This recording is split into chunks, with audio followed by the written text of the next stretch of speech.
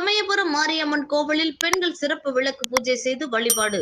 இந்து சமய அறநிலையத்துறை அறிவிப்பின்படி பிரசித்தி பெற்ற அம்மன் கோவில்களில் மாதந்தோறும் பௌர்ணமி அன்று திருவிளக்கு பூஜை நடைபெற்று வருகின்றது.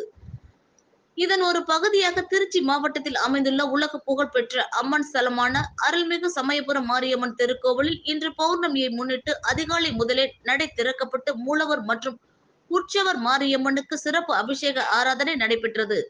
அதனைத் தொடர்ந்து மாலை 6:30 மணி அளவில் பெண்களுக்கு நுழைவு சீட்டு வழங்கப்பட்டு திருவிளக்கு பூஜை நடைபெற்றது. திருவிளக்கு பூஜையில் 108 பெண்கள் கலந்து கொண்டு உலக நன்மைக்காக சிறப்பு பூஜைகள் செய்தனர். திருவிளக்கு பூஜைக்கான ஏற்பாடுகளை கோவில் இணை ஆணையர் கல்யாணி மற்றும் கோவில் பணியாளர்கள் செய்திருந்தனர்.